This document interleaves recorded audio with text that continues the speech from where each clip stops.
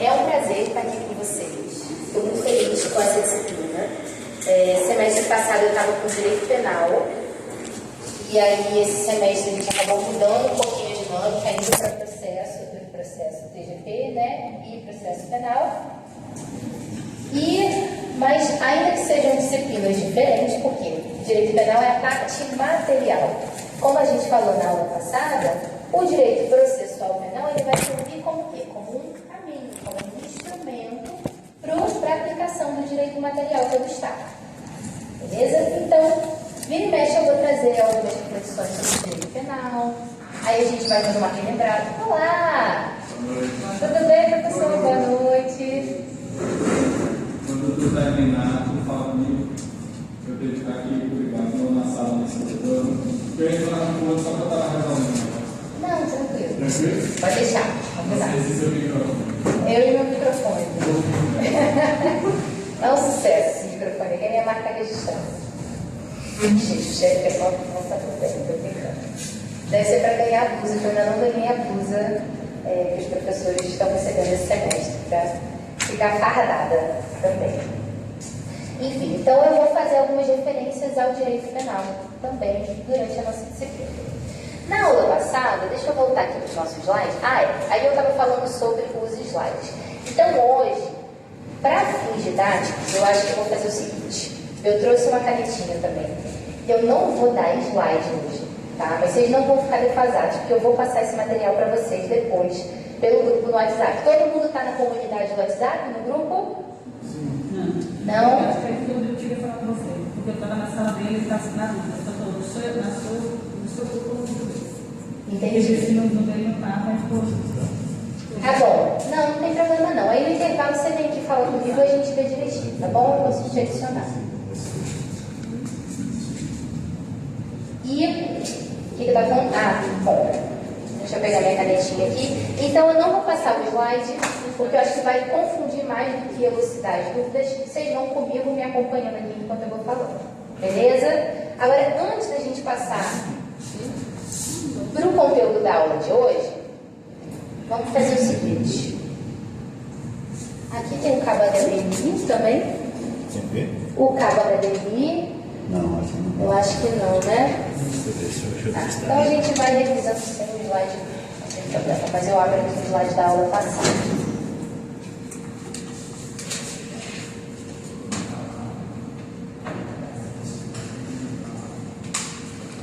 Gente, que calor, meu Deus do céu.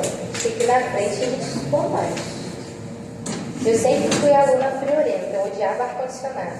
Mas aqui na frente a gente inverte os papéis de uma forma. Vamos lá. Hoje vai ver tudo. Hoje vai ser inquérito policial. Hoje a gente vai começar inquérito policial. Inquérito policial. Isso.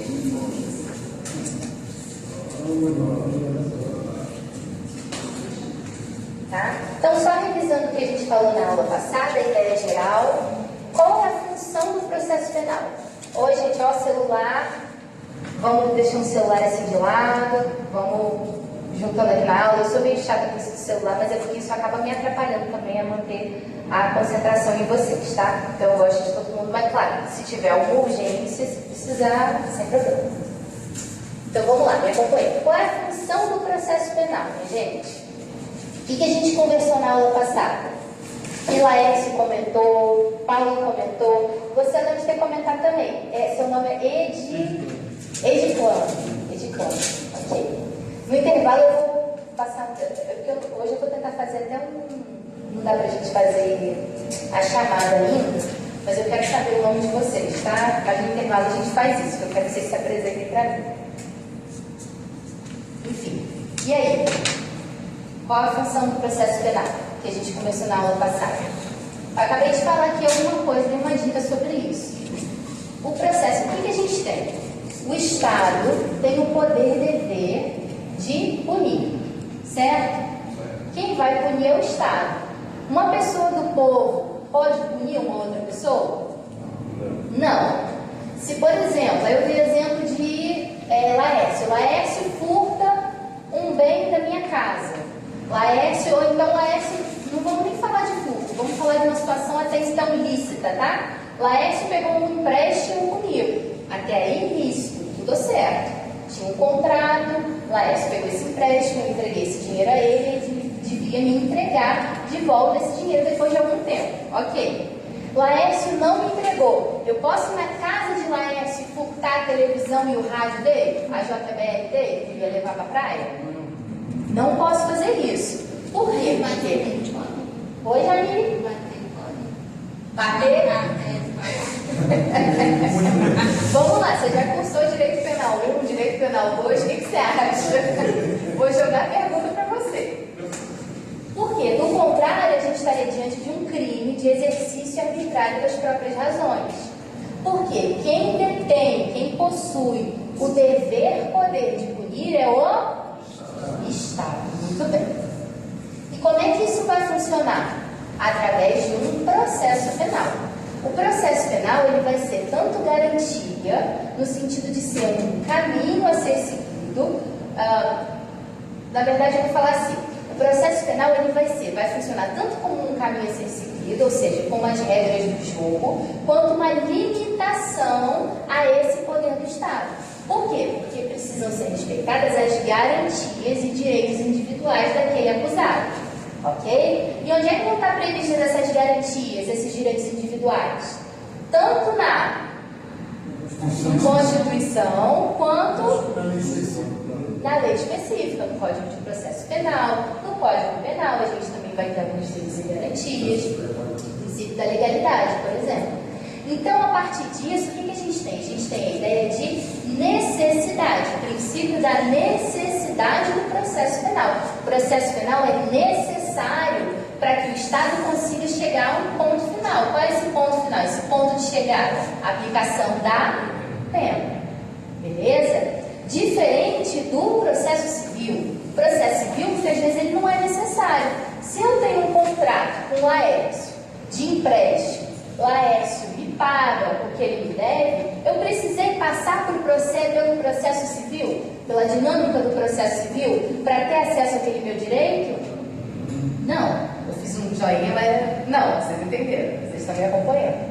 Mas no processo penal, não. Por quê? O processo penal ele é obrigatório, ele é necessário para que o Estado exerça esse poder de dever. Então, o processo penal ele vai ser tanto regra do jogo, quanto garantia daquele acusado.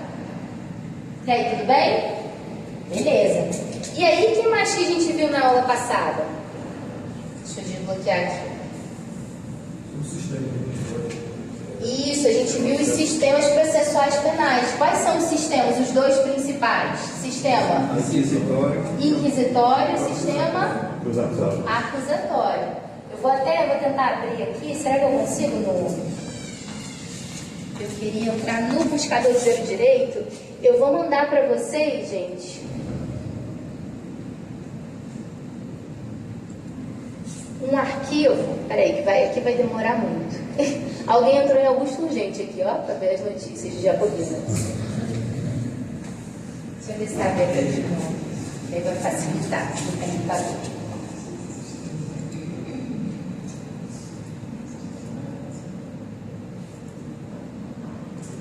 Está aberto. Ah, tá.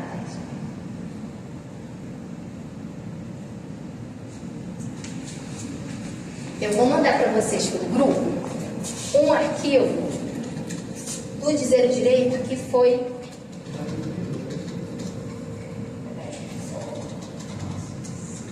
mas é porque ele colocou uma esse arquivo aqui. Ele colocou uma tabelinha que eu achei ótima para revisar a diferença entre sistema acusatório e sistema inquisitório. Deixa eu baixar aqui.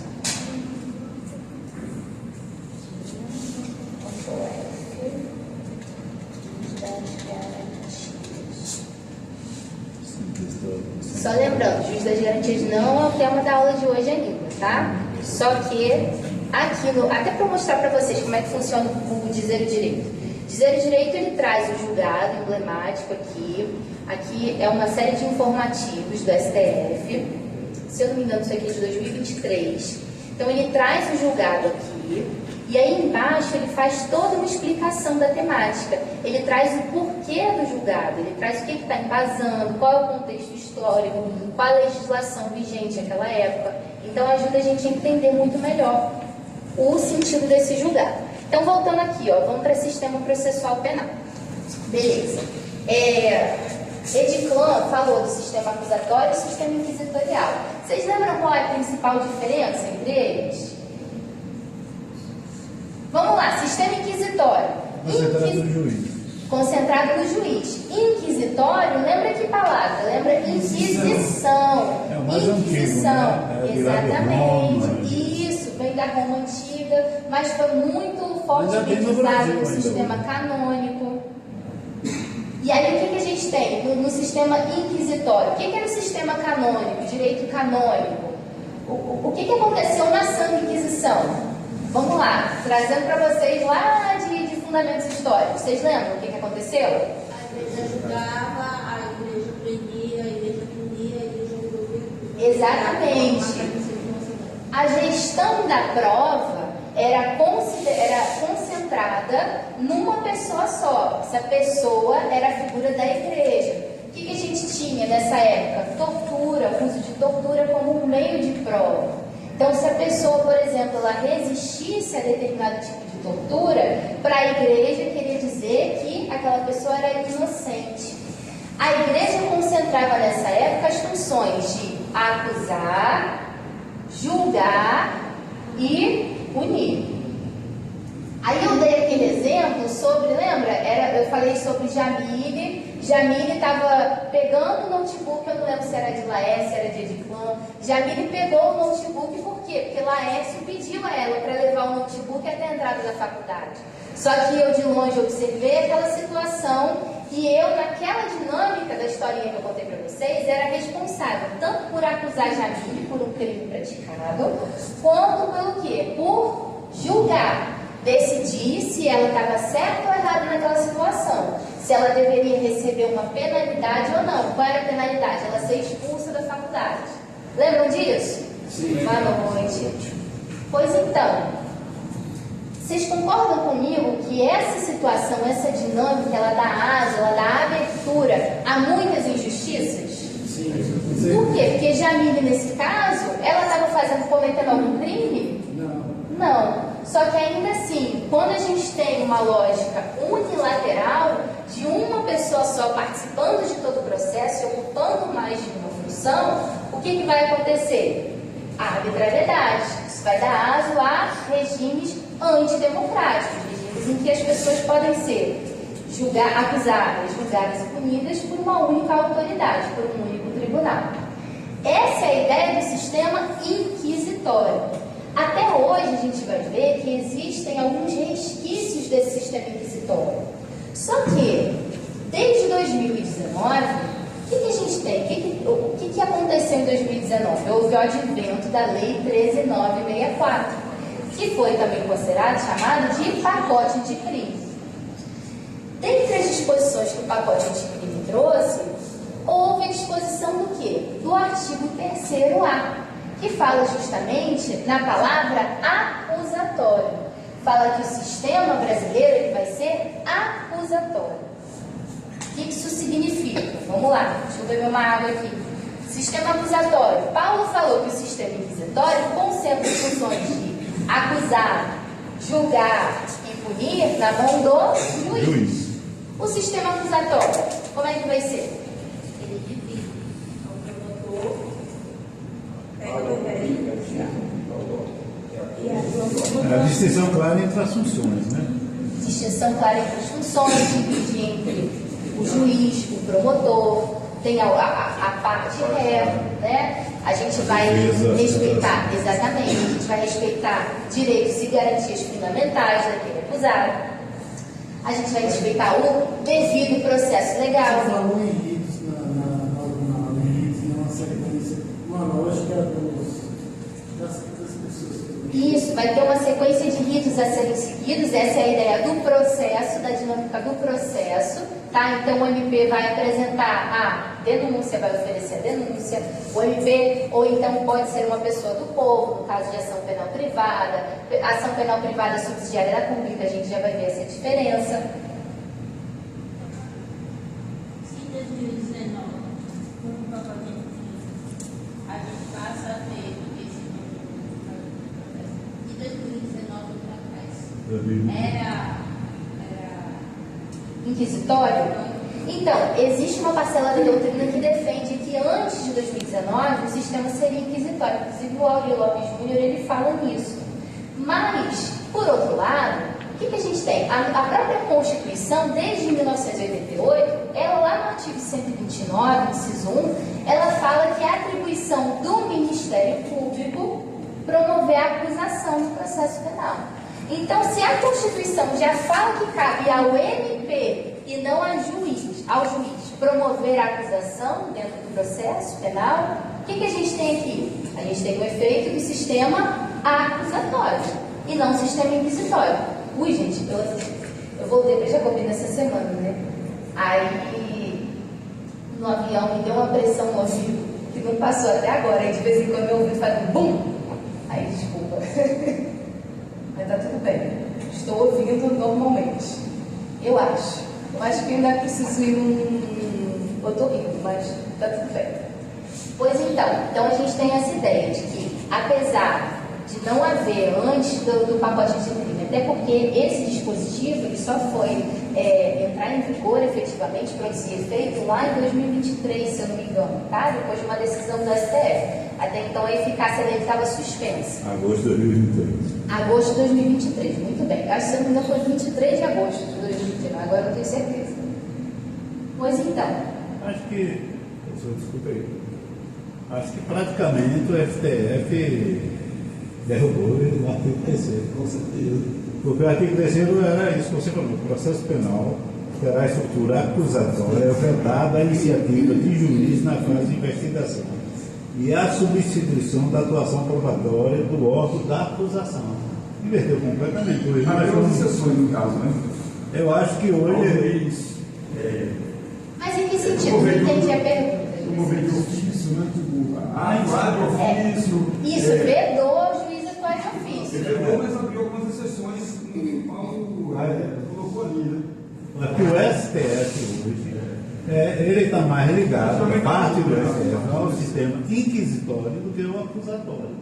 Quando a gente vê um juiz acusando, julgando, defendendo, ele é réu, é vítima e tudo mais. Então, eu acho que derrubou muitos, certo? É como essa linha de crescimento aí, eu estava vendo aqueles atores que você sugeriu lá, realmente eles têm várias linhas ali, né? É isso. O que o Auri defende? O Auri defende que todo... Porque, vamos lá, vamos para o ponto principal. A diferença entre o sistema acusatório e o sistema inquisitório basicamente, ela reside na gestão de prova.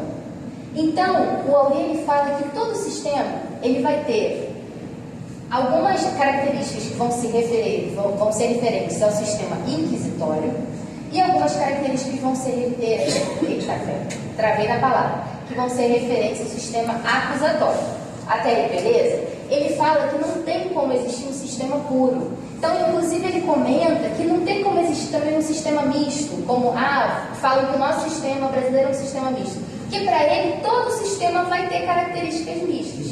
Mas a pureza da ideia, ela vai residir justamente na gestão da prova. O que é a gestão da prova? É quem pode mexer na prova, quem pode interferir na produção de provas no processo. Gerir. Quando eu estou gerindo uma empresa, eu estou interferindo nas decisões principais dessa empresa. Vocês concordam? Então, a gestão da prova diz respeito a justamente essa interferência dos juízes na produção de provas. E aí que vai residir a diferença. Por quê? Porque no sistema acusatório, a gestão de provas não cabe ao juiz, de maneira alguma. Então, vários dispositivos, como a gente mencionou na aula passada, vários dispositivos do Código de Processo Penal, que a gente, boa noite, que a gente vai ver mais para frente, quando a gente estiver falando, inclusive, sobre produção de provas, eles seriam considerados, sob essa lógica do Albi, inconstitucionais. Eles teriam sido considerados, inclusive, tacitamente revogados. O que isso quer dizer? Não veio uma nova lei que revogou expressamente. Não falou assim, o dispositivo tal do CPP está revogado a partir de hoje. Não veio isso. Mas, se a gente tem a Constituição desde 88, falando que o nosso sistema é acusatório, indiretamente, para além do CPP agora dizendo expressamente que o nosso sistema é acusatório, esses dispositivos que trazem alguma autonomia ao juiz na produção da prova, eles não podem ser recepcionados, ok? Mas a gente vai falar sobre isso com mais calma mais pra frente, quando a gente vai falando sobre prova. O Mauri e o Renato, né? Porque o Renato brasileiro, eles têm uma linha muito, eu percebeu ali, inclusive o Zé falou isso aí. O juiz ator, deixou eu entender que o juiz ator, né? E a dissonância cognitiva, né? Isso. O juiz ator, ele vai fazer parte do sistema inquisitório, tá? Exatamente. Juiz ator. Por quê? Porque o juiz não é parte no processo. No sistema acusatório democrático, o juiz não pode ser parte no processo. Beleza? O juiz, ele vai ser o destinatário das provas. Ele vai receber as provas no momento da instrução. As provas que vão ser produzidas tanto pela defesa quanto pela acusação. Ok? Mas sobre prova, vamos deixar para falar mais para frente, senão a gente vai ficar muito tempo aqui e a gente não vai conseguir desenvolver. Beleza? Então deixa eu só ver aqui.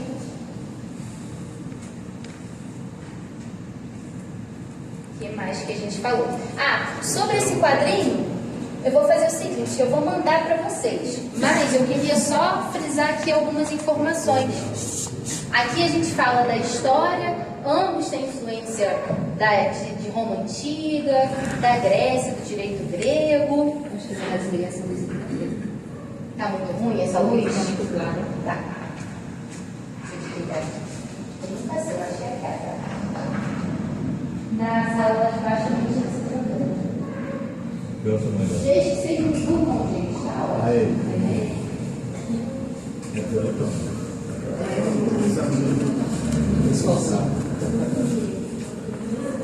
Então vamos lá, olha só, olha que legal essa tabela. Ela fala sobre as principais características, tanto do sistema inquisitório quanto do sistema acusatório, sistema inquisitivo também.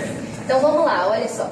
Não se exige que a acusação seja formalizada por órgão público ou pelo ofendido, sendo possível o magistrado iniciar o processo penal de ofício. Aqui, no sistema acusatório, não cabe isso. Por quê? A liberdade de acusação, reconhecido direito ao ofendido, ao órgão público representativo dos interesses da sociedade, MP, né? Ou, em casos excepcionais, até a qualquer cidadão. No sistema inquisitivo, são assegurados aos juízes poderes para determinar a produção de provas de ofício, poderes instrutórios, em qualquer etapa da persecução penal, tanto na investigação quanto na ação penal, em favor da acusação ou do réu. Não são, em regra, reconhecidos poderes instrutórios ao juiz, já que ele não pode invadir a função acusatória. A gestão de provas fica concentrada nas mãos do juiz no sistema inquisitório e a gestão de prova no sistema acusatório fica conferida às partes, permanecendo o juiz como seu principal destinatário, ele que vai receber as provas, tá? Vindo atuar de ofício na determinação de provas apenas na etapa judicial, desde que de forma supletiva ou subsidiária. Eu não vou continuar aqui porque eu vou mandar esse arquivo para vocês, tá bom, gente? Inclusive, eu quero que vocês leiam Vamos ver se na próxima aula a gente já consegue falar sobre o juiz das garantias, tá? Porque o juiz das garantias tem tudo a ver com isso, tem tudo a ver com o sistema acusatório. A gente traz a figura de um novo juiz, inclusive já está em vigor em sistemas de testes aqui no TJ da Bahia, pelo que eu pesquisei, que é o quê? Esse juiz ele vai atuar na fase pré-processual. Existem algumas diligências da investigação criminal que elas precisam ser autorizadas pelo juiz, que elas precisam do conhecimento, ao menos, do juiz. A gente vai falar sobre isso mais para frente. E aí, qual vai ser a função do juiz das garantias? Vai ser justamente controlar a legalidade dessa fase pré-processual, dessa fase investigatória e zelar pelo quê? Pela proteção das garantias a esse investigado, que às vezes ele nem é indiciado. tá? A gente tem etapas diferentes do investigado, do indiciado, para depois se tornar o acusado. E aí a função dele é justamente o quê?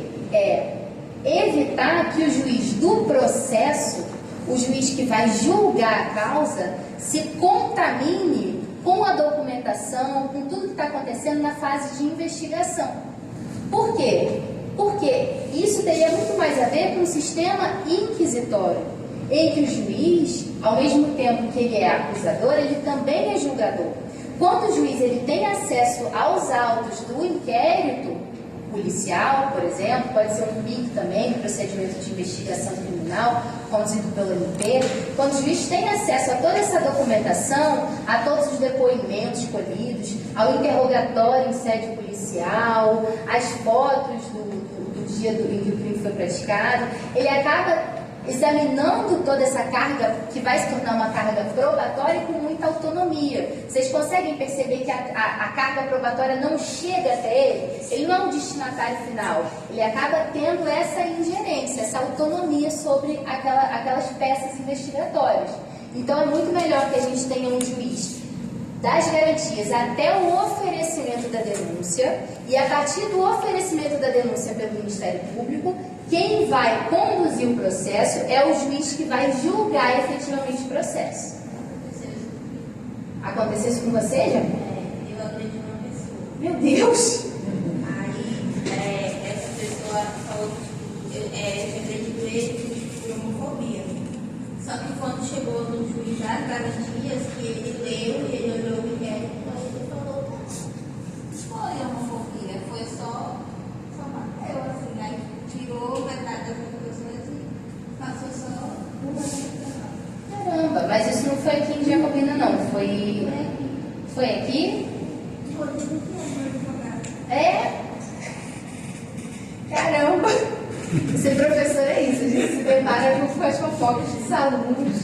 Mas então a função do juiz das garantias vai ser justamente zelar pelas garantias daquele acusado, zelar pela legalidade do processo. Lembra que a gente falou no devido processo legal? O devido processo legal é um processo que segue as regras do jogo, que segue o que está previsto. Quais são as regras do jogo? O que está previsto na Constituição, no CPP, nas demais leis esparsas. Então tem que seguir as leis, a legislação. Por isso que ele é legal. Então, um processo de para perguntar assim. É. O juiz tem que ter legitimidade, né, para proteger O juiz o quê? Não entendi. Legitimidade, ó. Sim, e também se o juiz tiver a questão do interesse do processo, ele não vai poder. Então, essa questão do direito civil. Isso. O interesse do processo não pode, o parentesco, entre inúmeras outras. Isso, impedimento, suspeição. Isso, várias outras. Não, mas é isso aí a gente vai ver mais pra frente. Mas impedimento e suspeição, realmente, demonstra o quê? Um respeito ao sistema acusatório. A partir do momento que o juiz ele tem algum tipo de contato psicológico com aquele processo, digamos assim, pode ser, não precisa nem ser psicológico, pode ser familiar. Mas foi comprovado por uma das partes que teve o direito parentesco ao divórcio. Exatamente. Então, por quê? Porque uma das regras do devido processo legal é justamente a existência de um juiz imparcial. Imparcial não quer dizer que o juiz não vai ter seus preconceitos, que ele não venha com as suas próprias noções de vida. Porque isso cabe em todo mundo, gente. Todo mundo aqui tem seus preconceitos. No sentido não de preconceito, tá? Mas no sentido de preconcepções de vida. Cada um aqui tem uma história para contar. Cada um, aqui vocês estão frequentando a mesma faculdade, mas cada um teve uma experiência diferente com determinada disciplina. Cada um teve uma experiência diferente de vida. Então, se porventura vários de vocês se tornarem juízes, vocês vão ser juízes diferentes. Mas a gente tem que garantir a imparcialidade no sentido do quê? Do juiz se ater às regras do procedimento legal. Exatamente. Tá aí, beleza? Posso seguir? Então vamos lá, porque daqui a pouco já vai dar 8h15 e a gente não chegou em inquérito. A gente vem visando aqui. Beleza. Então, minha gente, deixa eu só ver se falta alguma coisa para a gente revisar da aula passada.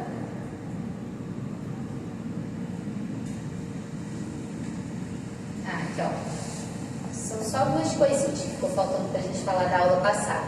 Em relação ao princípio da publicidade, o que a gente vai ter? O processo ele vai ser público.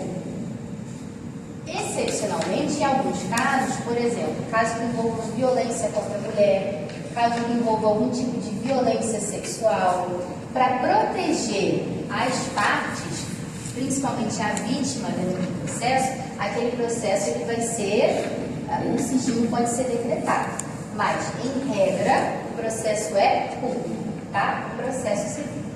O processo civil, ó, tô doido. O processo penal. Diferente do que a gente vai ver no inquérito. O inquérito, em regra, ele vai ser sigiloso. Apesar de, infelizmente, ainda hoje, né, a gente tem muitas questões que ferem, na prática, a sigilosidade do inquérito, que é uma das características dele. Por quê? Porque, às vezes, algum caso de muita repercussão, a gente no dia seguinte já está vendo em algum jornal algum depoimento de uma testemunha. Então, só que em tese era para o inquérito ser sigiloso, mas ele vai ter a publicidade dada às partes daquele processo, daquele inquérito, as partes que dizem respeito àquele inquérito, tá? Então, não cabe o sigilo, por exemplo, ao advogado, a gente vai ver que excepcionalmente pode caber, mas em regra não cabe sigilo ao advogado, no investigado, não cabe sigilo ao membro do Ministério Público, que está tendo acesso àquelas peças do inquérito, não cabe sigilo à autoridade policial, que está presidindo aquele inquérito, ok? Mas então essa já é uma diferença entre o inquérito e o processo. O processo, em regra, vai ser público. O inquérito, em regra, vai ser sigiloso, ok? E aí, por último, eu coloquei aqui o princípio do juiz natural. O princípio do juiz natural tem a ver justamente com a ideia de imparcialidade, tem a ver com a ideia do sistema acusatório democrático. Por quê? Porque a todo caso deve ter um juiz previamente constituído. Então, lembra que eu falei, eu gostava muito desse exemplo em direito penal, do sorvete. Eu tomo sorvete hoje. A partir de amanhã surge uma lei que entra em vigor no mesmo dia, começa a produzir efeitos no mesmo dia, falando que tomar sorvete é crime. Eu posso responder por esse crime? Não. Por quê? Porque a lei penal mais gravosa, ela não retroage. Muito bem. Visando a proteger o quê? A segurança jurídica. Da mesma forma, se eu pratiquei um crime hoje, o crime para o qual eu tenho esse direito, melhor dizendo, a ser processada e julgada por um juiz previamente constituído. Porque isso visa justamente a proteger o cidadão da existência de tribunais de exceção, que a gente falou na aula passada. Até Laércio deu o exemplo do filme francês, que eu não vou lembrar o nome, mas eu lembro do que você comentou do filme francês. E você até mandou o link depois do site russo. E aí o que a gente tem? Por quê? Porque vocês concordam comigo que, se é para respeitar as regras do jogo, quando eu cometi um crime, eu sabia que eu poderia ser processada e julgada por um determinado juiz, não um determinado juiz a pessoa, tá? Não estou colocando como um juízo. Um determinado juízo de uma determinada localidade que vai julgar determinados crimes. Então, vai ser um juiz de uma vara criminal, pode ser um juiz de um juizado criminal também, quando o crime for de menor potencial ofensivo. Ou então, por exemplo, eu vou ser julgada, se eu mato alguém, eu vou ser julgada pelo tribunal do júri. Não vai ser um juiz, vai ser o conselho de sentença. Ok? Na sessão de julgamento que vai ser presidida por aquele juiz presidente, aquele juiz togado. O que isso significa? Significa dizer que eu sei mais ou menos ao que eu vou me submeter.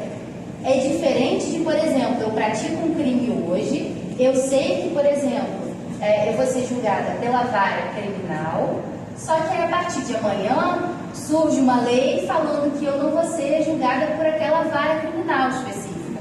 Eu vou ser julgada por cidadãos do povo que já foram furtados também, se sentiram ofendidos pelo meu crime e vão a partir dali me julgar especificamente, julgar o meu caso específico.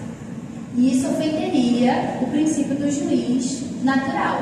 tá? Porque eu tenho direito, assim como, né, as regras do jogo devem ser respeitadas, eu tenho direito também a que as regras que eu já conhecia sejam respeitadas. Nesse sentido, deixa eu colocar o que eu falei aqui, ó. Vou escrever no slide. Ó, garante que ninguém será processado, senão por autoridade com competência previamente estabelecida em lei, vedando absolutamente os tribunais de exceção. Cadê? Deixa eu ver o que eu coloquei aqui. Então, o que a gente fala aqui, né? É uma ordem taxativa de competência sem discricionariedade na escolha. O que significa isso? É uma frase complexa, né? Uma ordem taxativa de competência sem discricionariedade na escolha. É uma ordem que tem que ser obrigatória. Por quê? Porque a competência está prevista lá na Constituição. A gente vai ter algumas regras de competência que vão ser regidas pelo CPP também. Então, essas são as regras do jogo. Se existe um devido processo legal, essas regras de quem vai ser o juiz daquele fato também já tem que estar previamente estabelecidos. Ok? No mesmo sentido do princípio da anterioridade.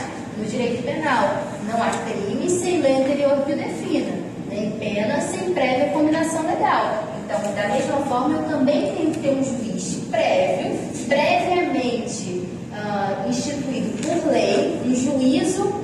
Vamos desde o começo. Inclusive, isso é uma dica, tá, gente? Para petição, para quando vocês forem fazer prova da OAB, geralmente o examinador não vai reclamar disso, de colocar ao excelentíssimo juiz de direito. Só que quando a gente remete a nossa petição, o nosso processo, a denúncia, a gente vai remeter ao juízo de direito, tá? Porque eu não estou falando de uma pessoa específica, eu estou falando da pessoa que vai estar ocupando aquele juízo da primeira vara criminal. Não necessariamente vai ser, vamos pegar um nome novo. Lauane. E Maxwell. Não necessariamente vai ser Lauane. Eu não vou remeter aquela denúncia à juíza de direito Lauane. Lauane pode estar de férias, então eu vou remeter ao juízo de direito da primeira vara criminal, que vai ser Maxwell, naquele momento, naquela oportunidade. Maxwell vai estar representando aquela vara criminal, aquele juízo de direito. Ok, gente? Beleza, até aí? Então vamos começar a inquérito. Deixa eu beber uma água. E minha água acabou. Deixa eu intervalo. Intervalo de 15, tá bom? Vamos lá? Então vamos lá.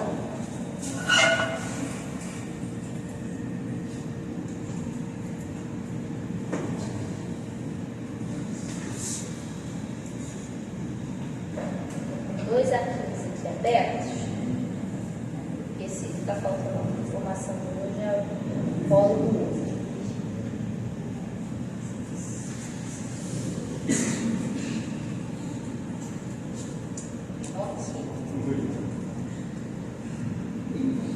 Vamos lá. Gente, então a gente falou que o nosso sistema acusador, nosso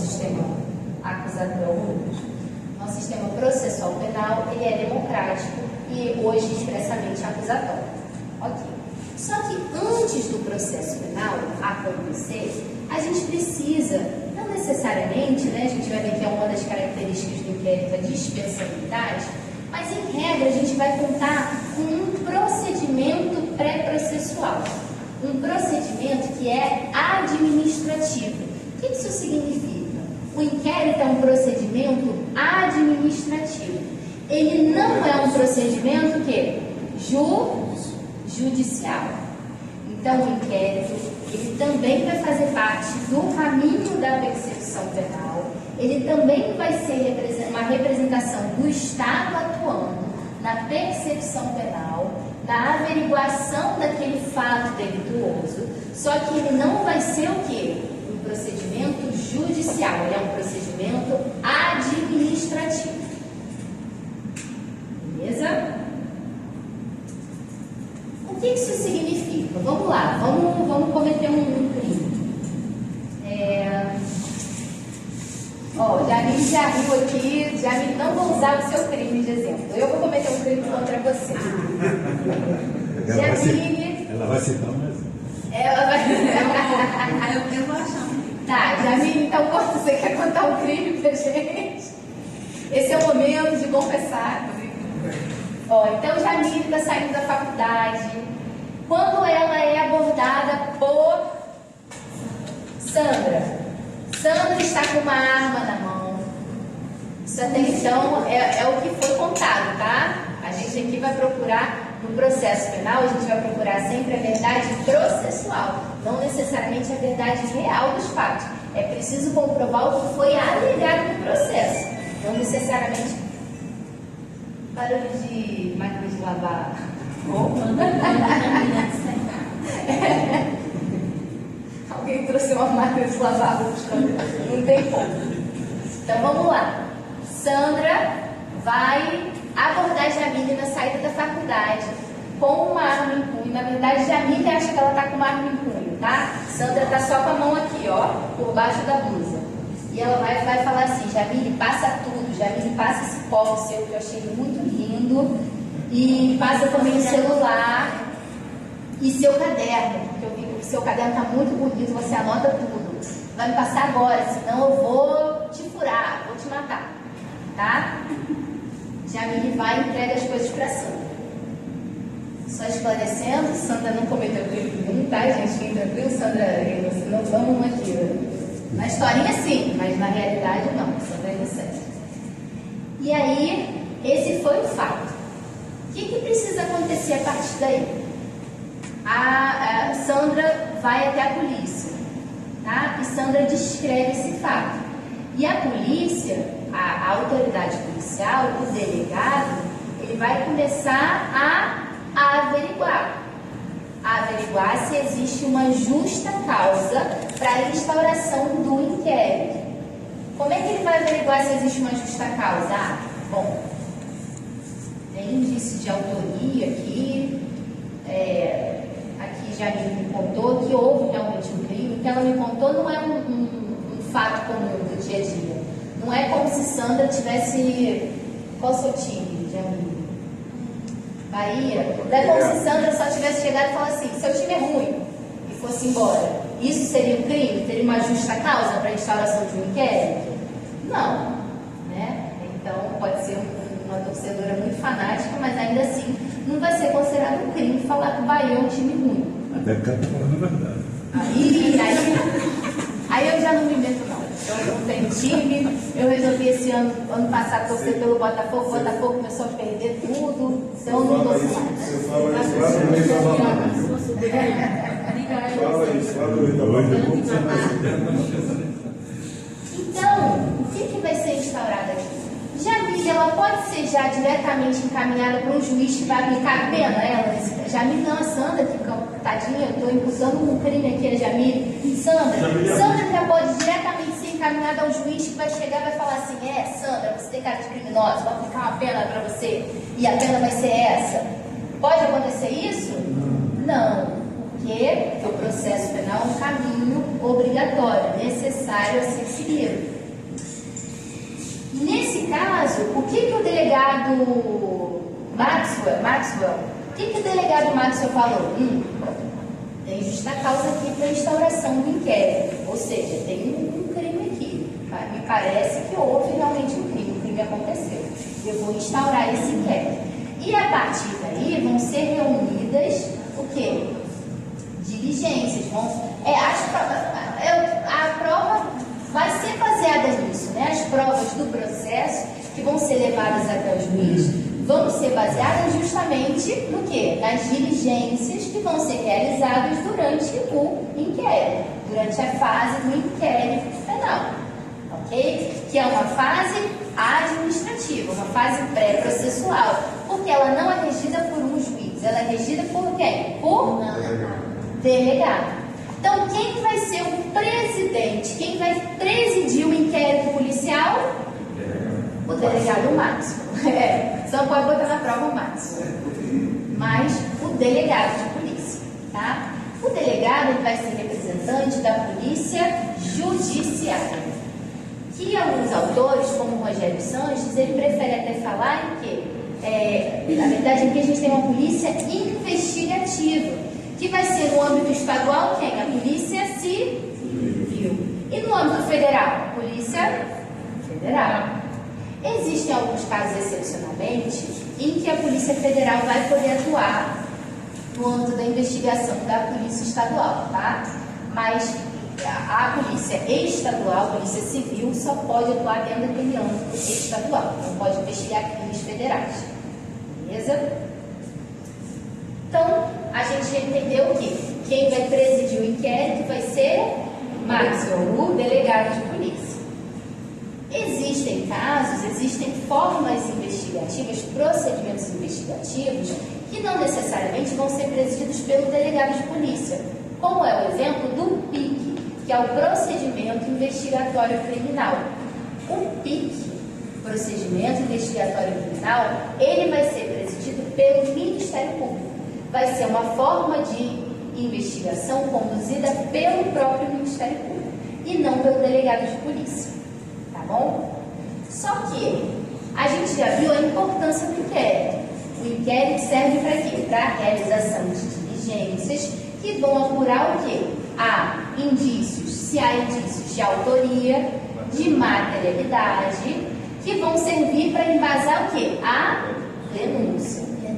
Denúncia no caso do Ministério Público, né? Da ação penal condicionada.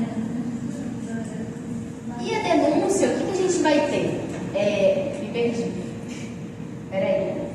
A gente já viu que o inquérito ele vai servir para produzir esse lastro probatório e embasar a denúncia. Lembrando. É porque eu vi já me falar e eu estava tentando entender, eu sou fofoqueira. Aí eu fui tentar entender o que você estava falando e aí eu viajei. Só que o inquérito policial, ele é indispensável? Ele é uma etapa obrigatória anterior ao processo penal? Não. E aí? Vamos lá, vamos na votação aí. Dispensável. Quem acha que é dispensável? É dispensável porque ele pode fazer também essa investigação. Acho que pode ser dispensável no caso. É dispensável. E aí? Eu acho que O que vocês acham?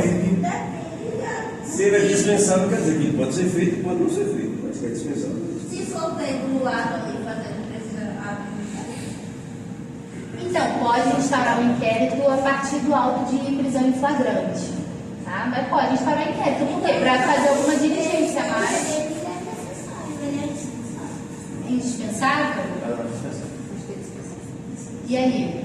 Mas se a pessoa for fazer uma queixa direto na vara? Pode também. O que a Ela gente vai vai fazer apurar? uma queixa, mas Isso essa pode queixa vai acontecer. gerar um Vai inquérito. seguir como regra. A queixa-crime não no âmbito da delegacia, a queixa-crime já direto no processo. Porque existe a denúncia, mas quando a denúncia é feita por uma pessoa privada, nos casos de ação penal privada, a gente vai chamar a denúncia de queixa-crime. Tá? Crime contra a honra, por exemplo. Alguém cometeu um crime contra a honra contra mim, injúria, me injuriaram. Eu vou apresentar uma queixa-crime diretamente. Tá bom? Então, minha gente, o inquérito ele é dispensável, essa é uma das características dele. Por que ele vai ser dispensável? Porque justamente o MP ele pode colher as informações por si só. Ele nem precisa fazer um inquérito, um procedimento de investigação, um PIC. Ele nem precisa, ele pode às vezes receber todas essas informações de um outro órgão. Às vezes é um crime tributário. Ele vai receber da administração, do servidor público daquela repartição ali, um relatório informando tudo o que está acontecendo. Essa pessoa vai lá e ela vai relatar, ela vai dar o seu depoimento, falar sobre aquilo, sobre aquele crime que está sendo praticado. Se o MP acha que tem um lastro probatório suficiente para oferecer aquela denúncia, ele vai oferecer a denúncia, independentemente do inquérito policial. Beleza? Alguém levantou a mão? Teve até a lei, né, o 8.213, 12.000. Número de leis ou 813, que é o que regulamenta o delegado faz. sim. As atribuições. 12.813, acho. Então, mas a gente vai ver também quais são as atribuições Atribuição do do delegado lá no artigo 6º do CPP. Tá? Então, a gente dia vai falar sobre isso. E aí, deixa eu voltar aqui. E aí, gente, vamos entrar então agora nas características do inquérito. Deixa eu ver se são 8 e 7. Dá tempo. Deixa eu só olhar aqui, ver se ficou faltando mais alguma informação. E aí, o que eu trouxe aqui? Eu trouxe um conceito, queria uma palavra diferente, eu trouxe um conceito trazido. Eu trouxe um conceito elaborado, melhor, pelo Rogério Sanches Cunha, que foi um dos autores que eu mencionei para vocês, sobre o inquérito. Ele fala o seguinte: afinal, o que é um inquérito policial? Trata-se de um procedimento administrativo, mais uma vez, não é presidido por um juiz. Ainda que exista o juiz das garantias, dentro dessa fase pré-processual, esse juiz ele não vai presidir o inquérito. A função dele é outra, a função dele é garantir o investigado, garantir a legalidade da investigação, ok? Então vai ser presidido pela autoridade policial, que no caso vai ser o delegado de polícia civil ou federal, ou ainda pelo membro do Ministério Público, no caso do PIC. Então, é um procedimento administrativo que tem por objetivo reunir elementos necessários à apuração da prática de uma infração penal e da sua autoria. Olha aí, Maxwell investigando se houve realmente a prática do crime de Sandra contra Jamil, propiciando a propositura da denúncia ou da queixa-crime. Queixa, no caso de ação penal privada, ok? Diz-se procedimento administrativo na medida em que muitos dos princípios constitucionais relacionados ao processo penal, em especial ampla defesa e contraditório, e aí, são aplicáveis ou não? Ampla defesa e contraditório? Não são. Não é? Ampla defesa e contraditório, o que vocês acham? São aplicáveis ou não ao inquérito policial? Não. E aí? Até porque não tem acesso, só tem acesso aos autos que já foram catalogados, que está em procedimento. Então, Teve um que tá processo, né? dentro do Ele tem um Processo, processo. ele pode acompanhar. Ele está contraditório. Ele acompanha só aquilo que está já Está colocado. Quando está, por exemplo, uma interceptação. Uma interceptação, se ela está em curso, se for decretado o sigilo daquela interceptação, porque muitas vezes o que o delegado quer? É que o próprio investigado, a gente saiba que ele está sendo interceptado. Sim. Mas o advogado vai poder ter acesso a todo o conteúdo dessa interceptação assim que for o quê? Transformado em documento, digitalizado, datilografado e acrescentado às peças da investigação. Então, se você do acusado, no caso do advogado, ele pode acompanhar. Pode. Mas o que a gente tem aqui? A gente não vai falar que vai existir o contraditório e ampla defesa aqui. Por quê? Porque não cabe uma defesa prévia. Existem alguns autores que sustentam que, na verdade, deveria caber uma defesa prévia antes mesmo da propositura da ação, do oferecimento da denúncia pelo MP. Porque às vezes poderia ser um caso que seria resolucionado ali. A pessoa, aquela parte que está sendo investigada, já através do seu advogado, do seu defensor, apresentaria a defesa prévia. Só que isso não existe no nosso sistema atual, tá? Então, o que a gente tem? A parte que está sendo investigada, ela tem amplo acesso ao procedimento investigatório ali, a menos que seja decretado o sigilo, inclusive pela autoridade policial, no caso da interceptação, que vai ser autorizada por um juiz, beleza?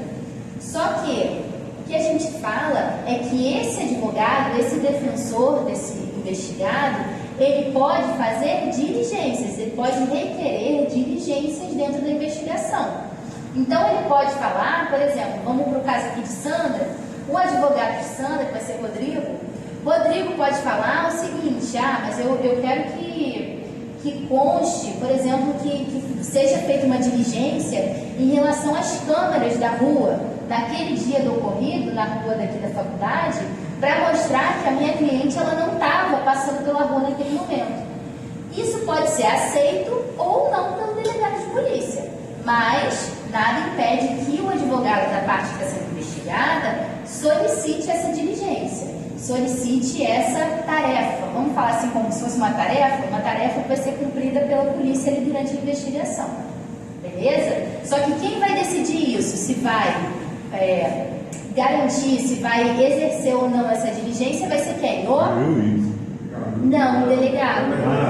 O delegado, porque ele é a autoridade máxima dentro do inquérito policial. Porque ainda está na fase de inquérito. Na fase de inquérito, a gente ainda está na investigação. Então, o juiz das garantias vai ter uma outra função. Outra função, de garantir a liberdade, garantir a legalidade daquela investigação, de garantir que nenhuma prova seja produzida, né? De que nenhuma evidência seja produzida de forma ilegal, ok? Por exemplo, uma violação de domicílio, então já vai desentranhar essa evidência, ok? Então, gente, são 8h12.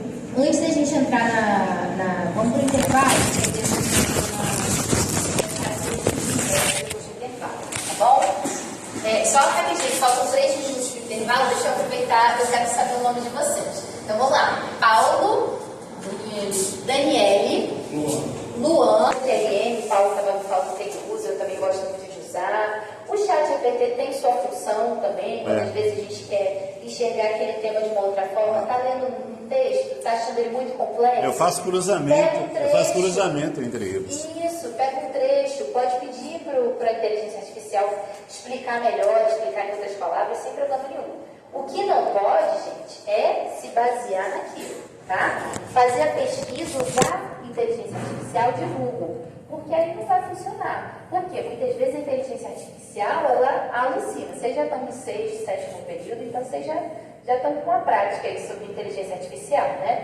Mas ela alucina, ela pode se basear em alguma decisão anterior, alguma decisão que não está mais válida, alguma legislação mais antiga. No caso do ChatGPT isso acontece, né? Porque o ChatGPT, se eu não me engano, é de 2021, 2022. 2 anos. Atrás, então agora já está 2024, já estamos em 2026.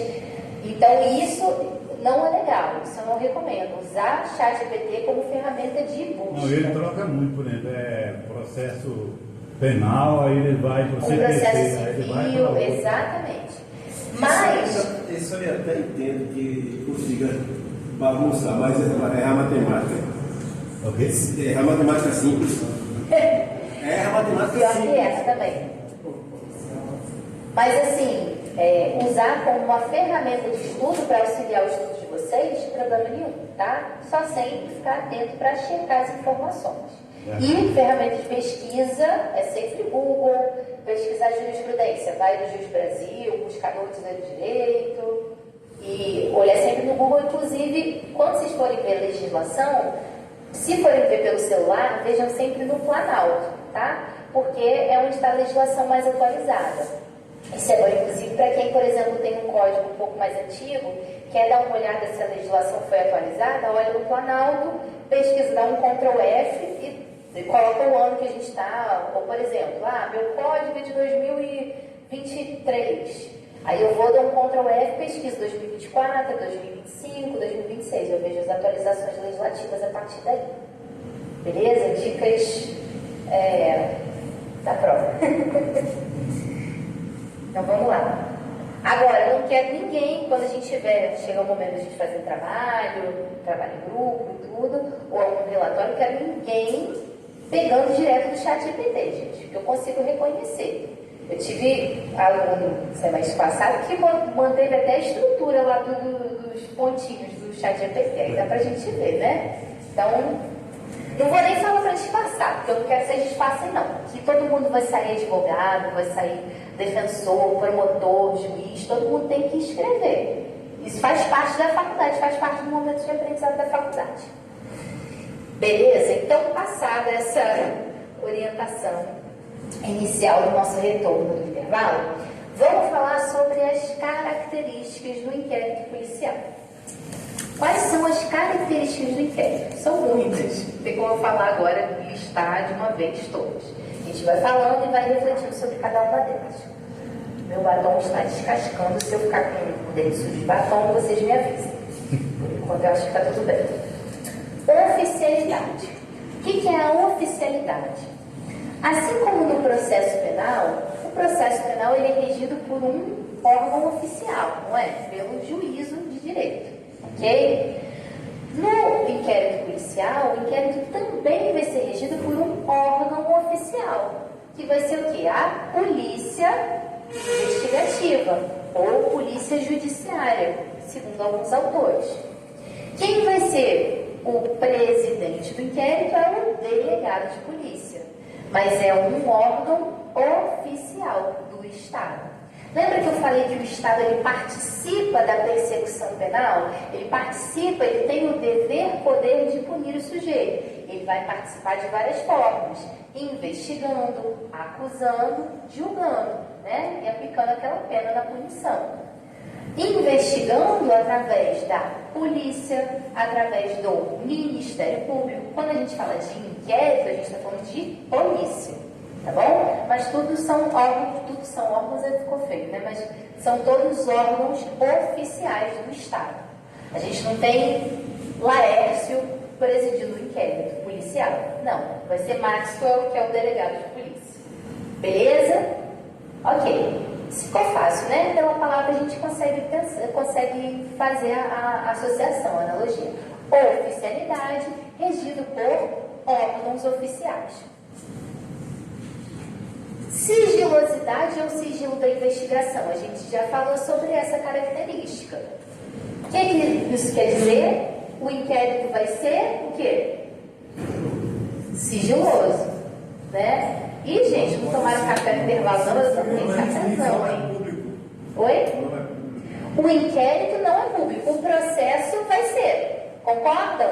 O processo penal, o inquérito, ele é público, exceto em casos excepcionais. Né? A não ser em casos excepcionais, como, por exemplo, crimes de violência sexual, justamente para proteger a vítima. Mas, em regra, o processo penal vai ser público. Tanto é que você pode pegar o nome de qualquer um que você conheça para fofocar, pesquisar onde? Lá no Jus Brasil, para ter acesso ao processo. Também, exatamente. Por quê? Porque o sistema inquisitivo ou inquisitório, ele vai ser sigiloso, porque o juiz fazia tudo às escuras. Ele decidia tudo sem precisar justificar as ações dele para ninguém.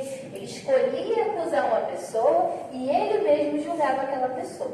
Ok? Mas o inquérito, ele vai ser sigiloso. Justamente para garantir o quê? Para garantir a consistência daquela investigação. Porque muitas vezes é interessante para o delegado de polícia, se você está investigando, nada mais justo, é muito mais sentido, é muito mais lógico que essa investigação seja o quê? Você não fique contando para todo mundo que você está investigando determinada atitude de uma certa pessoa. Concorda? Aquela pessoa que está sendo investigada, ela vai ter acesso a todos os autos do inquérito, beleza? O inquérito ele vai ser sigiloso para os demais, mas para as partes do processo, para a acusação, para o futuro réu, que nesse momento ele está sendo investigado, essas pessoas não vão ter, não vão se deparar com a sigilosidade do inquérito, beleza? E isso aí, o exemplo que eu dei antes da gente entrar no intervalo, foi o quê? No caso de interceptação telefônica, para a gente lembrar da importância do sigilo. Na interceptação telefônica, inclusive, é necessária uma autorização judicial por parte de quem? Do juiz do processo? Não. Quem vai ser o juiz nesse caso aqui? O juiz das garantias, exatamente. É ele que vai dar essa autorização para a interceptação telefônica. E aí é importante para aquele delegado que a pessoa que está sendo interceptada não saiba que ela está sendo interceptada. Senão, na ligação, ela vai ligar para o parceiro de crime e vai falar: mamãe está bem? Como é que está a saúde de vovó? Olha, vamos falar com você, meu querido primo. É código. Né? Não é, pois é, vai ser um código, mas não é interessante que aquela pessoa que está sendo investigada, ela saiba que ela está sendo interceptada. Por isso, inclusive, que é preciso o quê? A autorização judicial. É preciso que aquele juiz das garantias esteja a par do que está acontecendo, para não dar asa a nenhuma ilegalidade, a nenhum exagero, nenhum abuso por parte da polícia. Beleza? Então, já vimos que o inquérito ele vai ser sigiloso. E aí, o que mais de informação que a gente tem aqui, né? O que eu coloquei aqui? Exceção à sigilosidade. Que exceção vai ser essa sigilosidade? Justamente, o advogado vai ter acesso, o advogado do investigado, a partir do momento que ele é constituído, né? Ele vai ter acesso a todas as peças daquele inquérito policial, daquela investigação. A não ser, por exemplo, no caso da interceptação, se a interceptação estiver em curso, ele pode não ter acesso àquela interceptação em curso, mas a partir do momento que essa interceptação ela é documentada, ela é digitada, que nem Paulo fez com a minha aula passada, ela é transcrita e inserida no inquérito, o advogado ele vai ter acesso, beleza? Inclusive, o Estatuto da OAB, no artigo 14, ele fala que esse acesso do advogado às peças do inquérito independe de procuração. Ok? Deixa eu ver aqui, colocar aqui o que falou o artigo 14 do Estatuto. Hoje eu estou sem meu códigozinho. Falei então para vocês ficarem com o código, tá vendo? Aí hoje eu não trouxe. É porque, na verdade, eu estou com um código muito grande. Eu tenho que comprar um de processo penal pequeno para poder falar para vocês. Para poder a gente ler junto.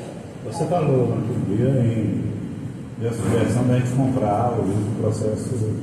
Oi, Paulo, perdão. Você deu a sugestão da gente ter o livro do processo. Isso aí. Agora pode. tem vários, tem de tudo que é preço. Não tem problema. Não precisa ser um código comentado, tá, gente? Pode ser um código simples de processo penal. Código comentado geralmente é mais caro, porque ele é comentado por um autor. Ele nada mais é do que uma doutrina, né? O autor está se debruçando sobre aquele dispositivo e falando dele. Mas não precisa ser comentado. Pode ser um código de processo penal normal, tá bom? Sem comentário nenhum. Ok? Às vezes tem uns, antigamente tinha da Saraiva, acho que Saraiva saiu de linha, né? Ainda acho tem. Que era ótimo da Ainda Saraiva. encontra ainda. É, o de processo penal que vinha com Constituição também, isso era muito bom. Mas eu vou dar uma pesquisada e se eu achar também alguns interessantes, assim, se tiver um preço legal, eu mando para vocês lá no grupo, tá? Porque eu vou pesquisar para mim também. Professor Isabel, Eu quero... Oi? Seu microfone está ótimo. Sim. Agora, é muito bom para a gente ter acesso à parte visual aí do computador. É isso, que a mas então... academia.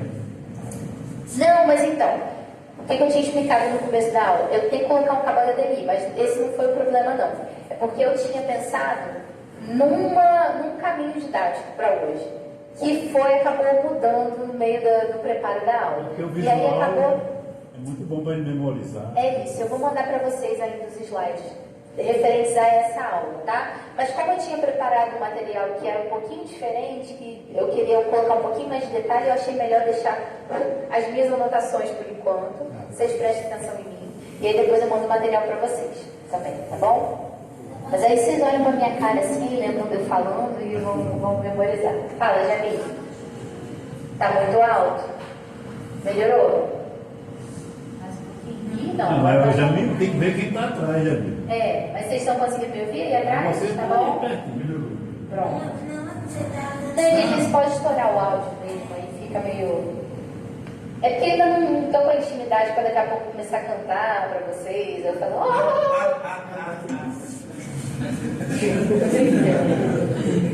Tô brincando. Isso aí é para acordar, que a gente bebe um café. Depois você falar 3. Faz 3. Não, aí vai ter esse... Não, já estou há um ano aqui na faculdade, gente, já sofri bullying de aluno pelo meu sotaque. 3, 6. Não, eu falo 3 pastéis de queijo. 3.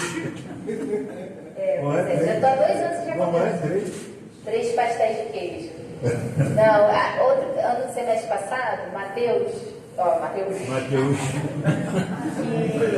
não esse Matheus da outra turma, ele fez a filha, ele trouxe a filha para a faculdade, para a filha chegar e fazer bullying comigo, para a filha falar assim, você que é professora carioca, que fala assim, eu não gosto da porta aberta. E eu falo assim, eu não falo assim, gente. Aí depois é engraçado demais, porque chegando no Rio, eu ouço as pessoas da forma como eu acho que me escutam aqui. Eu fico assim, é assim que eu falo, então... Você não fala 1, não fala 4. 2, 3, 4. 2, 3. 3 pastéis de queijo. Tem que ver meu marido. Meu marido fala com mais sotaque do que eu. Meu marido é Mateus também.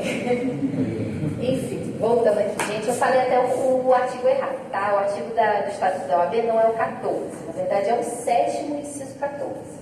E aí, o que fala o artigo 7º, inciso 14? Vamos lá. Artigo 7º, Estatuto da OAB.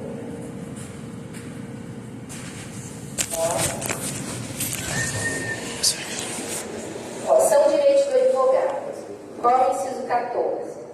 Examinar em qualquer instituição responsável por conduzir a investigação, mesmo sem procuração, autos de flagrante de investigações de qualquer natureza, findos ou em andamento, ainda que conclusos à autoridade, podendo copiar peças e tomar apontamentos, em meio físico ou digital.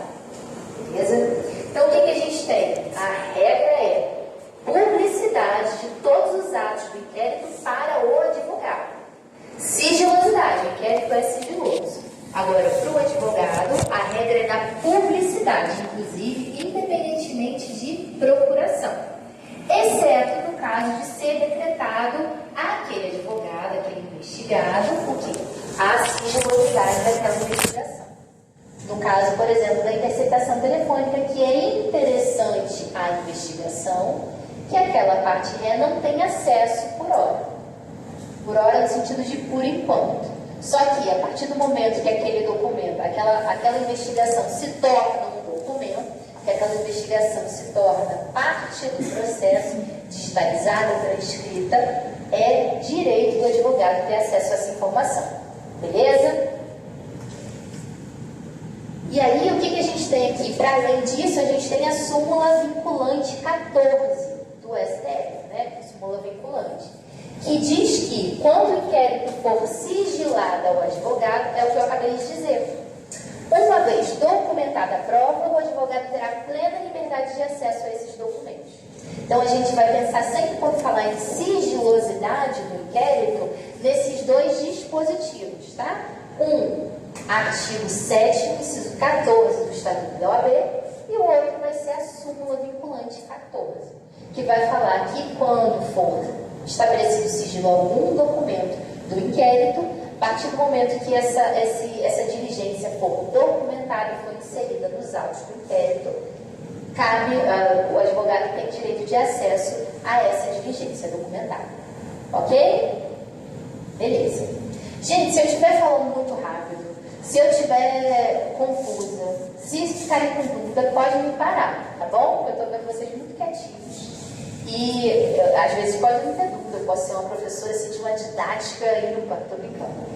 Mas se ficar qualquer dúvida, fiquem à vontade para parar de perguntar, tá bom? Porque às vezes eu sei que eu posso me enrolar um pouco, eu viajo, eu vou, volto, mas o importante é que a gente fixe o conhecimento juntos. Então vamos lá.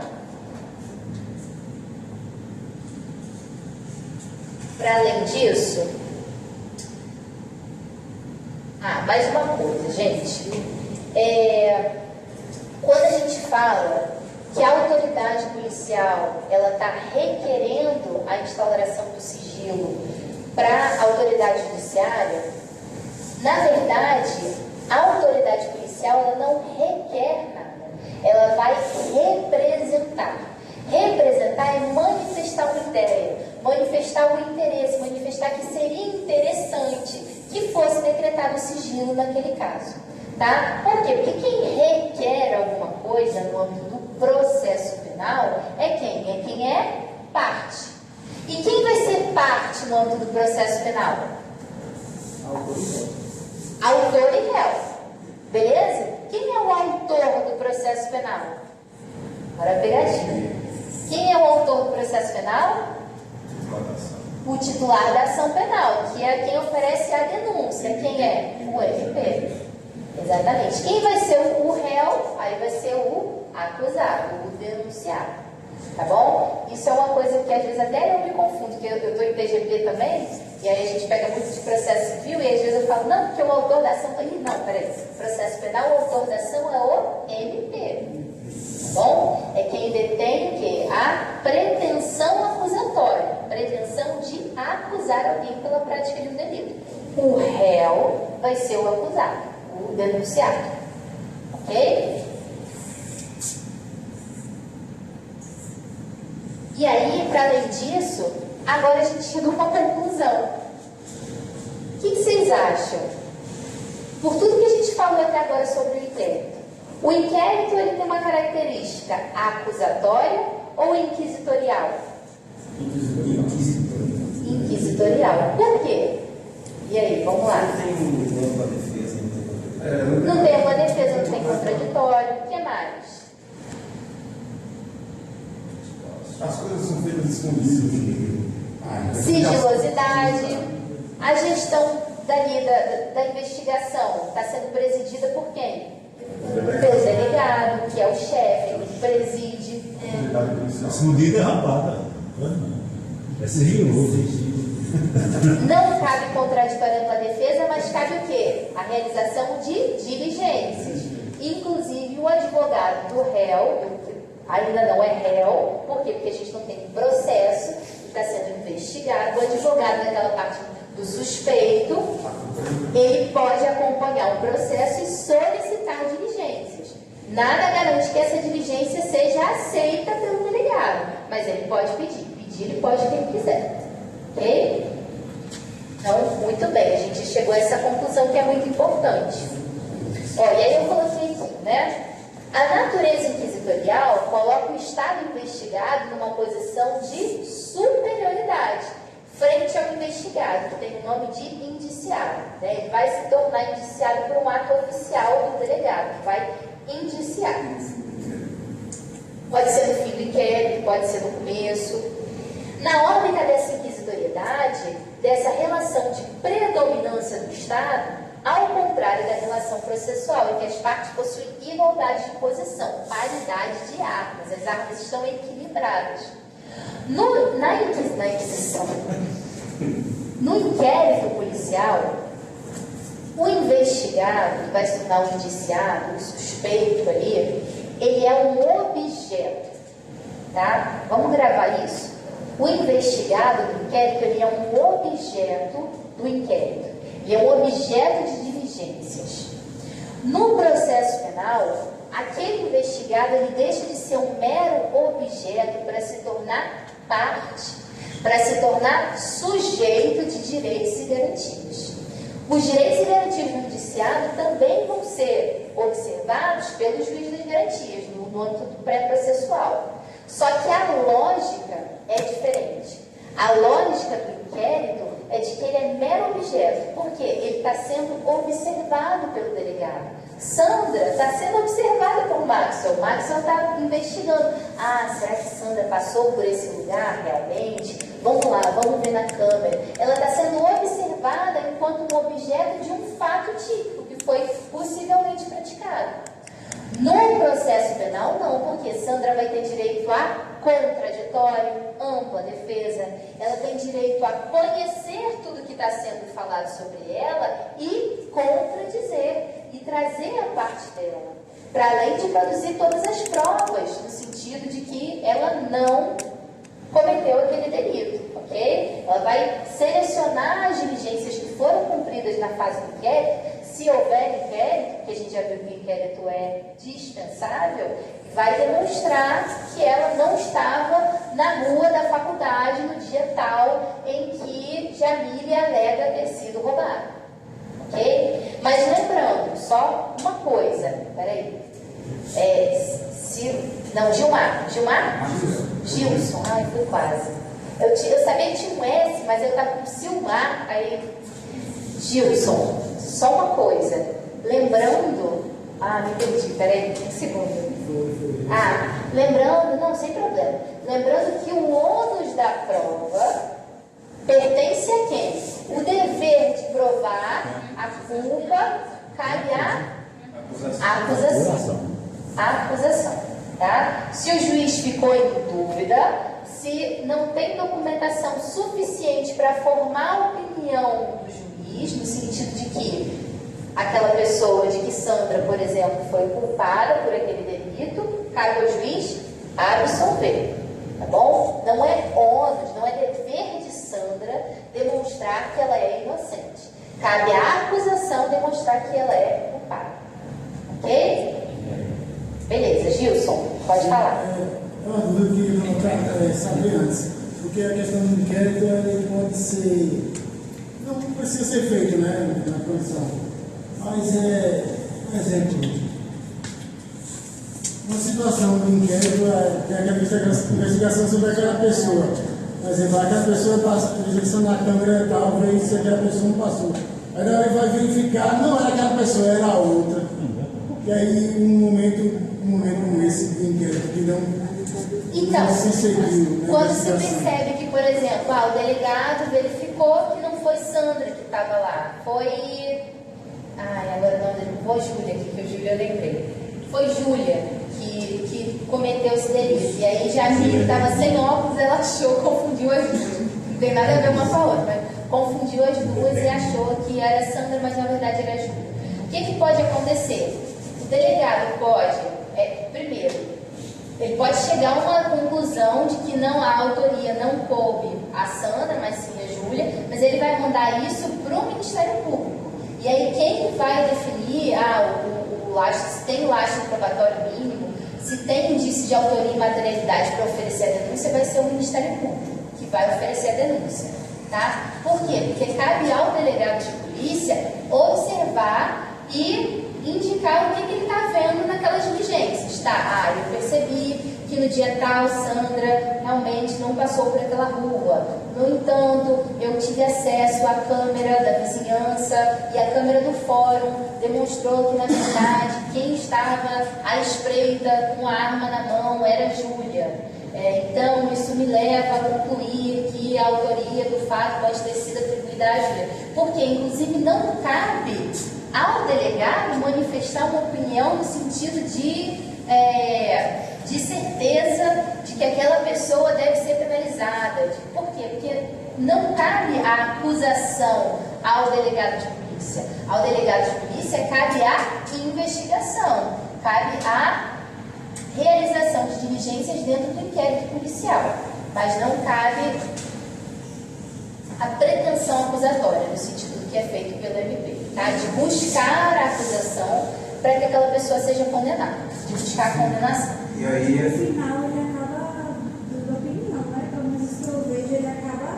dizendo se ele vai ser indiciado ou não. É isso que eu ia falar. Exatamente, é exatamente isso. É isso que acontece. O inquérito, ele devia seguir uma característica que é a da unidirecionalidade. O que é a unidirecionalidade? Quando a gente fala unidireção, uma direção só, é como se a gente estivesse olhando só para frente, né? Então é como se o delegado ele não pudesse olhar para os lados para manifestar uma opinião sobre aquele fato. Cabe a ele tão somente exercer diligências e determinar como é que vai ser feita aquela investigação, tá? Porque ele vai presidir, então ele vai pensar nas estratégias necessárias para conseguir solucionar aquele delito, beleza? Agora, solucionar a investigação do delito é completamente diferente de formar uma opinião sobre a acusação, de você determinar, enquanto delegado, que as provas mostram irrefutavelmente que o sujeito é o culpado. Não cabe ao delegado fazer isso. Justamente por quê? Por conta desse princípio da unidirecionalidade. A atribuição dele não é a de fazer isso, não é a de acusar, e sim a de reunir as evidências, que vão ser usadas como lastro probatório. Em geral, ele persegue mais. O exemplo é que, por exemplo, está na imprensa e fala Polícia Federal, indiciou fulano de tal, aquilo ali já tchau para ele. É isso. Por isso que é tão perigoso, né, fazer esse indiciamento, porque o indiciamento ele tem uma carga, como é que eu posso dizer, uma carga de estigma muito grande. Porque quando a pessoa já é indiciada, para a mídia, para a sociedade, é como se ela tivesse já sido condenada por aquele delito, né? E isso não significa, não é essa a intenção, não necessariamente, não é essa a função do indiciamento. O indiciamento é tão somente quando o delegado ele conclui a investigação investigação e fala assim, realmente, me parece que foi Júlia mesmo que cometeu o delito contra o Jamile. Por quê? Me parece que essa é a autoria e que houve a materialidade e ele vai transferir isso para o MP.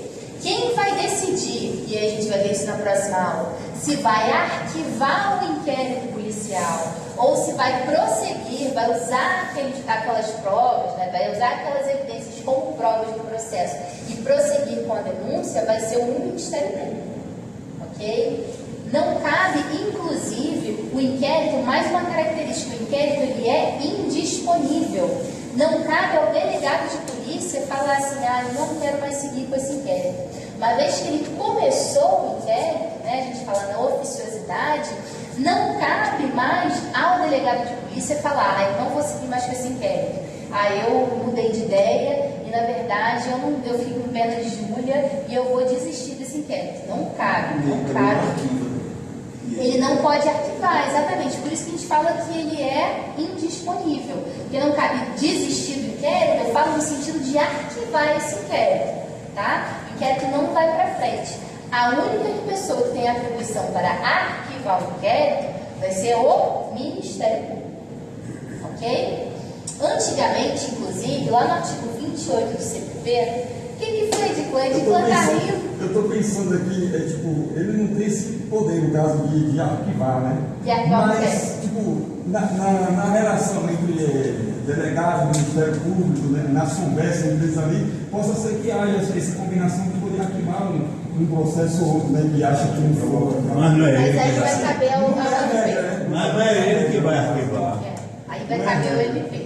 A gente não vai falar que as autoridades não conversam entre si, que o delegado não vai falar, sabe, da letra que não vai falar assim no ouvido do MP e vai falar, eu acho que esse caso aqui realmente é caso de arquivar, não. Se o MP não encontra lastro probatório, se o MP não encontra indícios suficientes de autoria e materialidade que possam fazer o quê? Com que o Estado se movimente no sentido do processo penal, que não dê impulso a esse processo penal através da denúncia do MP, aí realmente ele determina o arquivamento.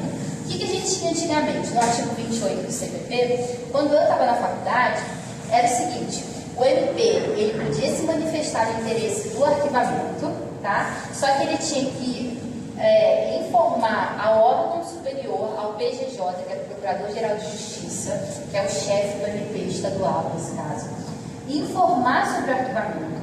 O PGJ ia decidir, ia falar assim, eu concordo com esse arquivamento, então realmente a gente manda para homologação.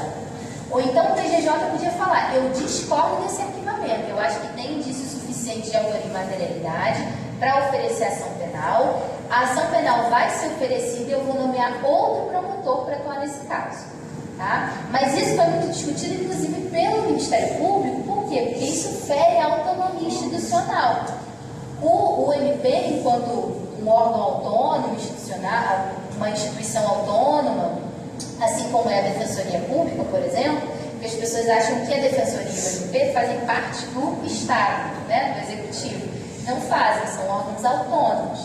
E essa autonomia institucional, inclusive, garante a autonomia dos membros do MP para que eles possam se manifestar no sentido da opinião própria, do que eles acham que é melhor naquele caso, porque é o membro do MP que está sendo responsável pela condução daquele inquérito, daquele processo, não vai ser o PGJ. A ingerência, no caso.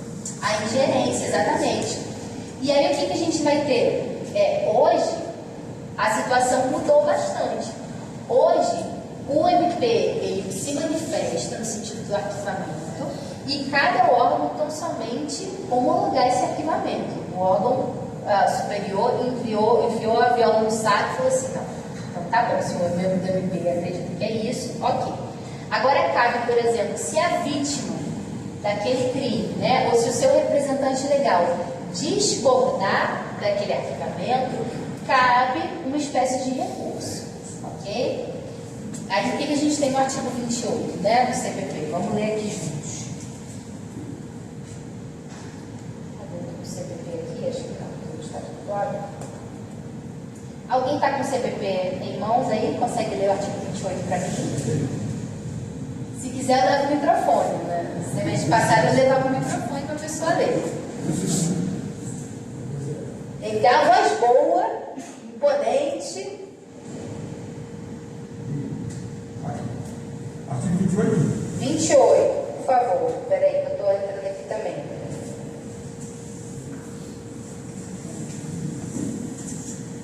Pode ler, vamos lá. Artigo 28, caput. Ordenando o arquivamento do inquérito policial ou de quaisquer elementos informativos da mesma natureza, o órgão do Ministério Público comunicará à vítima, ao investigado e à autoridade policial e encaminhará os autos para a instância de revisão ministerial para fins de homologação na forma da lei. Para fins de homologação. Então vamos lá. O que fala o parágrafo 1º, diploma? Se a vítima ou seu representante legal não concordar com o arquivamento do inquérito policial, poderá, no prazo de 30 dias do recebimento da comunicação, submeter a matéria à revisão da instância competente do órgão ministerial, conforme dispuser a respectiva lei orgânica. Muito bem. Então, só caberá revisão do órgão ministerial quando houver o quê? Requerimento da vítima ou do seu representante legal. No mais, MP se manifestou pelo arquivamento do inquérito, vai para o órgão de revisão ministerial, tão somente para homologação. Delegado de polícia pode arquivar inquérito? Não. A turma de cá eu tenho que ir um pouco para a turma de lá também. Delegado de polícia pode arquivar inquérito? Não. Show. Hã? É? Delegado, atividade, senhores. Ah, eu já vi, é uma senhora, né, que fica... Ah, não, mas aquela... Nossa, eu não gosto dos vídeos dela, não, me dá agonia. Fica meu marido me zoando, falando assim, você tem que dar aula assim. Que ela fica repetindo 10 vezes a mesma coisa. Só que aí não bota as pessoas para refletir, só bota para decorar, né? Mas cursinho às vezes tem que ser isso, mas vocês não estão no cursinho, estão na faculdade, então vocês têm que entender os conceitos. Mas eu lembrei do vídeo dela. Vamos lá, então.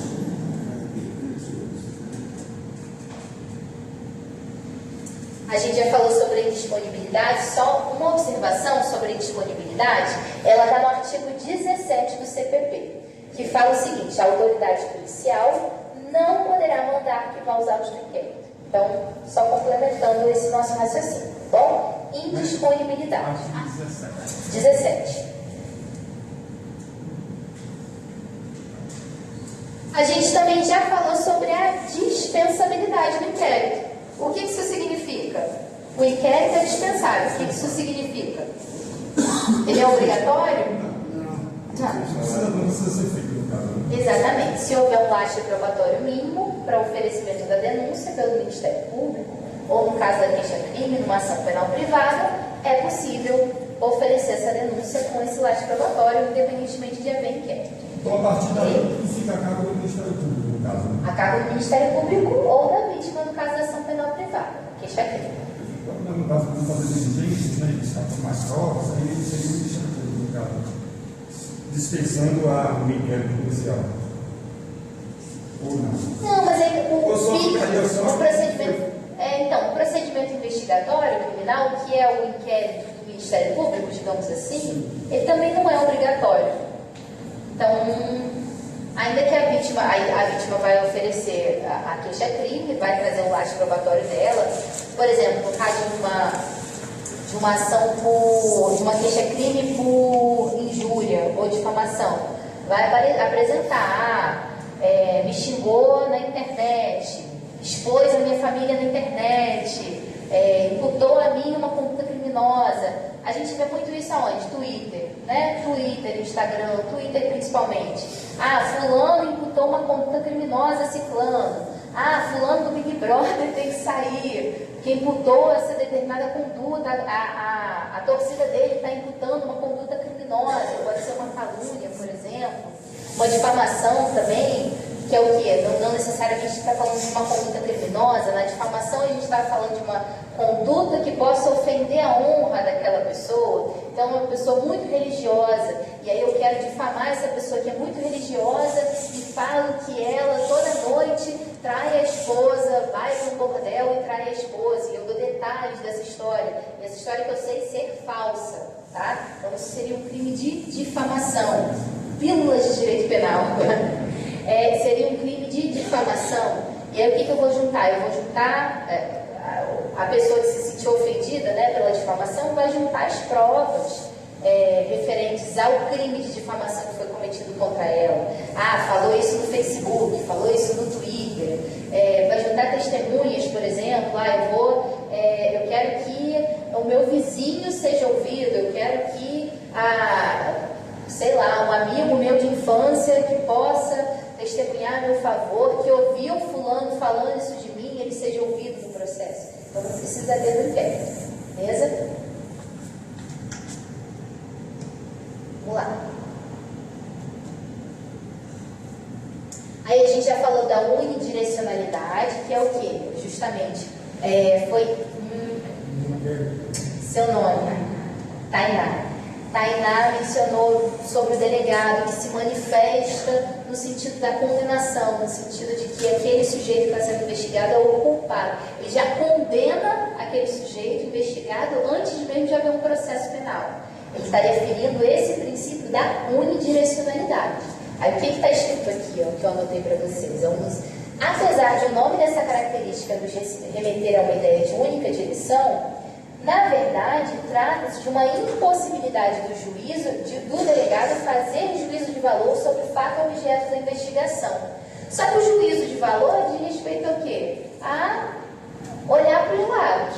Eu penso que olhar para os lados até de, eu estou olhando para cá para falar uma coisa do que eu penso, eu estou olhando para lá para falar sobre aquilo, mas ele tem que olhar para uma única direção, que é o quê? É a de gerir a investigação. Então, somente isso. Ele vai relatar o que aconteceu. Ele vai relatar todas as diligências que foram realizadas, todas as conclusões a que ele chegou a partir do que foi investigado. Só que essa conclusão não diz respeito à condenação ou absolvição do sujeito. Diz respeito não somente realmente, no dia tal, Júlia estava passando pela rua. No dia tal, foi verificado que Sandra não estava na rua da faculdade, no horário mencionado pela vítima.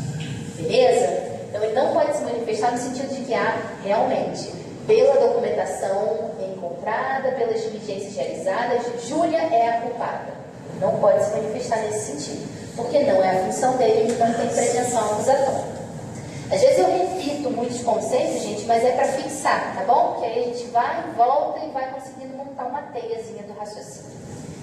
E aí, o que a gente está aqui, Artigo 10 do CPP. Vamos ver o que ele fala.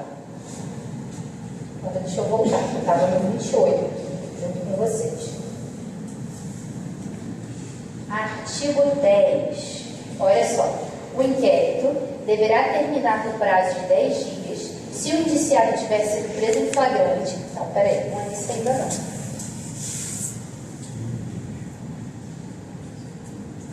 Não, é o parágrafo primeiro. Vamos lá, isso é o prazo também. O inquérito, aí a gente já entra numa outra característica, ele é temporário. Ele tem um prazo certo para ser finalizado, ok? Ele não é indefinido. O delegado não pode ficar indefinidamente investigando aquele sujeito, ok? Por quê? Porque o processo precisa acontecer, ou não, aquele sujeito precisa deixar de ser investigado se não houver lastro probatório mínimo e o inquérito ser arquivado no caso do MP se manifestar nesse sentido. Então, o que fala o artigo 10?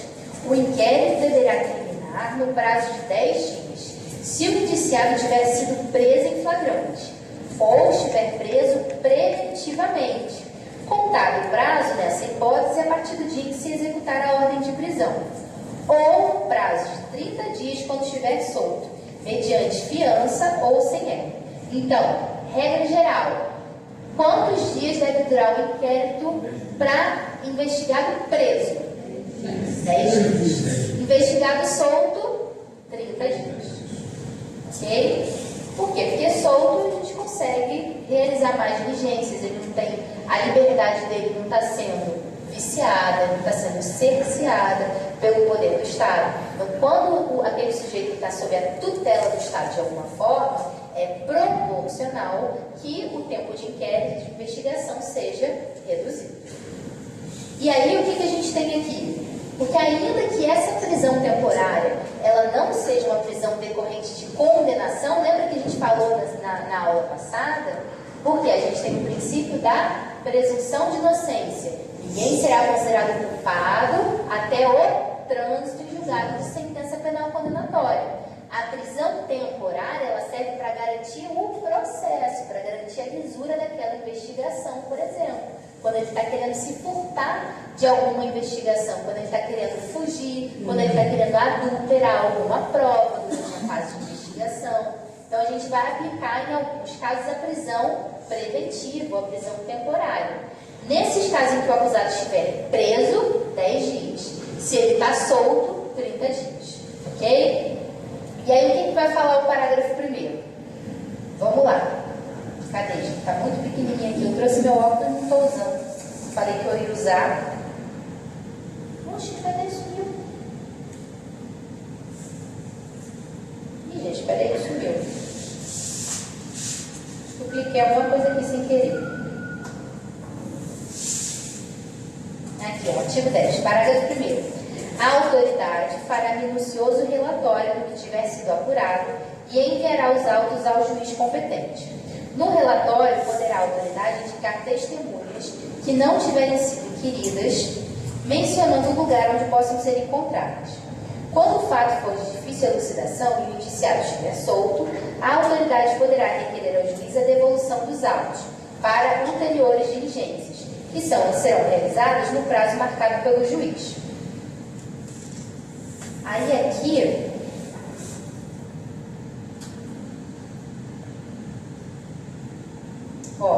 para além disso, os instrumentos do crime, bem como os objetos que interessarem à prova, acompanharão os autos do inquérito. O inquérito policial acompanhará a denúncia ou queixa, sempre que servir de base a um ou a outro. E aí no artigo 13 a gente fala sobre as atribuições da autoridade policial. Deixa eu só ver aqui. Só para não me perder.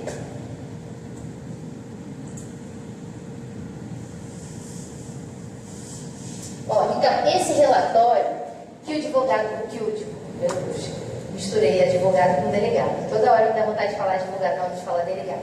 Esse relatório que o delegado vai elaborar é justamente o que eu estava falando sobre, eu tenho conclusões sobre a minha investigação. Então, eu vou documentar tudo que foi investigado. Eu vou documentar que houve oitiva de testemunha. Eu vou documentar que houve reconhecimento do local, que houve perícia, que houve, por exemplo, exame de corpo de delito, se há algum crime que deixa vestígio. Inclusive, essa, segundo boa parte da doutrina, é uma diligência obrigatória. Beleza? A gente tinha falado que o delegado ele vai decidir como gerir melhor o inquérito policial. Por isso que a gente fala, inclusive, que o inquérito também é discricionário. O que é discricionário? O que é uma coisa discricionária? A critério da pessoa. A critério da pessoa. O que você falou, Paulo? É discreta, não é pública. Discricionária mais no sentido de que a pessoa vai decidir melhor o que ela vai fazer. Tá? Então eu tenho como é que eu posso dizer isso? Vou dar um exemplo assim do dia a dia. O que é discricionário? Não é vinculado. Né? A minha decisão de elaborar de passar um trabalho para vocês é discricionária. Eu vou decidir se eu vou passar um trabalho para vocês e como esse trabalho vai ser passado para vocês. Então, o inquérito policial ele é discricionário no sentido de que cabe ao delegado de polícia decidir de que forma ele vai gerir melhor esse processo, de que forma, quais as diligências que ele vai adotar. Inclusive, por exemplo, se um advogado pede uma determinada diligência e o Maxwell, o delegado, vai falar, não, eu não vou adotar essa diligência. Beleza? Essa é a ideia de discricionariedade. Mas existe, na visão do Rogério Sanches e de alguns outros autores da doutrina, algumas diligências, e essa seria a principal, que é obrigatória. investigatória, que não é discricionária, que o delegado ele não pode se desfazer, se negar a fazer essa diligência, que é o que? A realização de exame de corpo de delito quando o crime deixar vestígios. Por quê? Porque não pode se perder, o crime deixou vestígios. Se ele se recusar a fazer isso, ele pode incorrer em um abuso de autoridade, uma prevaricação. Por quê? Porque ele está deixando de colher vestígios que foram deixados por aquele delito. Tá? É o caso, por exemplo, de um crime que envolva violência. Crime de roubo, se a pessoa sofreu algum tipo de violência, algum crime de agressão, crime de amigo, bateu na pessoa, jogou a bicicleta no rio. Só que não teve nada relacionado à bicicleta. Tá vendo? O problema só foi porque eu achei que eu tinha batido fogo e ele fez corpo de delito. Fez corpo de delito, né? Ele me quebrou. Então o delegado falava assim, você bateu, eu falava não. Aí ele começou a mostrar foto, aí ele fez isso. E a bicicleta sofreu. A bicicleta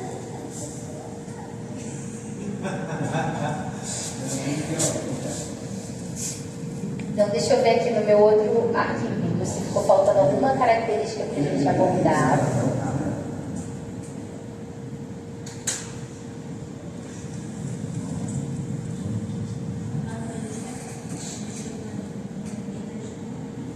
Ó, eu coloquei aqui também como exemplos, o Rogério Sanches ele traz alguns exemplos de inquéritos que não são policiais, ou seja, que são procedimentos investigatórios, mas que não são conduzidos pela polícia judiciária ou polícia investigativa.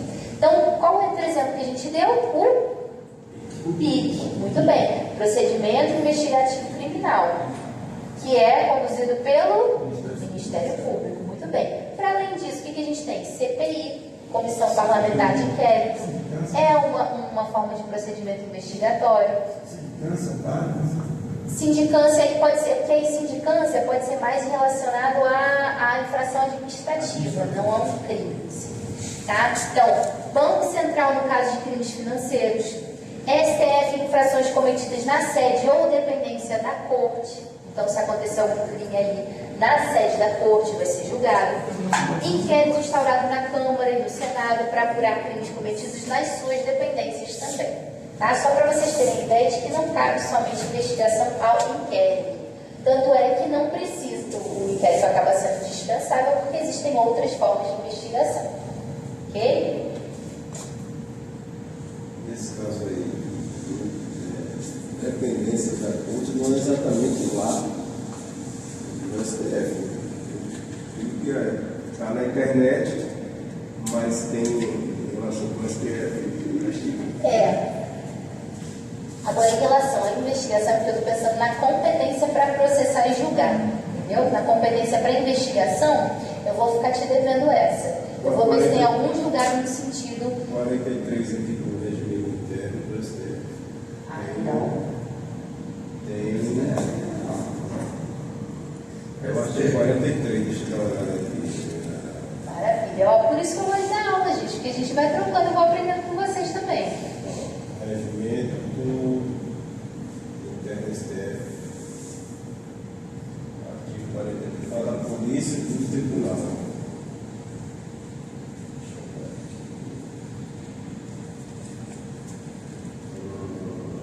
A meu ver, sim. Agora, eu não sabia se tinha algum julgado específico nesse sentido. Agora, Laércio está falando que tem um dispositivo legal no regimento interno do Supremo Tribunal Federal, que garante. Da polícia e do tribunal.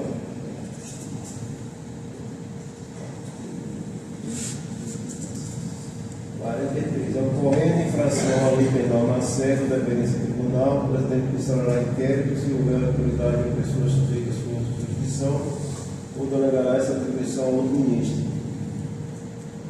Nos demais casos, o presidente poderá proceder à forma desse artigo ou requisitar a instauração do inquérito ao autoridade competente.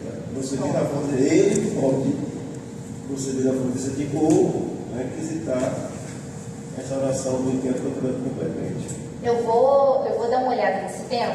Eu vou ver se tem algum texto nesse sentido explicando melhor. e aí eu trago uma informação mais completa para vocês, eu prefiro, tá? Vai ter vezes assim, gente, que eu vou precisar me atualizar de alguma coisa e eu prefiro esperar um tempo, trazer para vocês na próxima aula uma informação completa do que eu passar alguma informação torta aqui mal explicada para vocês. Por exemplo, Bom? na internet. Atacar o tribunal na internet. Ah, não estou lá na dependência do Supremo. Mas seria a dependência. É porque aí não seria dependência virtual também. Se você está aplicando, tá ofendendo o Supremo dentro do Twitter, por exemplo, você não está. Mas como diz a história, está numa esfera, está em praça pública. Virtual, mas está. É isso, mas aí não está na dependência para poder legitimar a investigação. Uma coisa é o processamento e julgamento daquela causa, daquele caso. Agora, a investigação em si, isso que eu vou ter que pesquisar. Por exemplo, bom? o que aconteceu, acho que aquele que trocaram fogos. Sim. Fogos lá não foi só no Supremo. Teve investigação. Teve Daniel Silveira também. Então, mas é isso que eu tenho que ver, porque fazer essa diferenciação entre a competência para o julgamento e a investigação, beleza? Mas vamos deixar isso para a próxima aula, só para finalizar. Sim. E dar tempo aqui, porque já são 9h29. Mas já está acabando aqui. Então vamos lá, só revisando aqui. Obrigatoriedade do inquérito.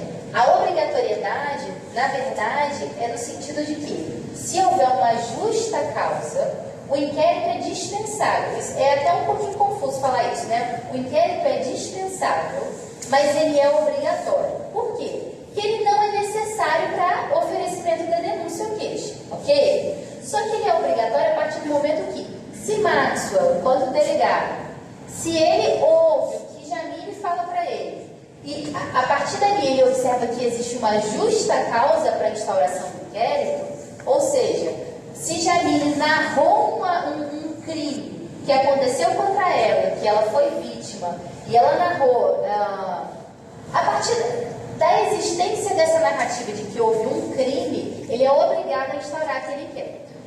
Beleza? E aí, a partir dali, o inquérito pode, inclusive, ser arquivado pelo Ministério Público.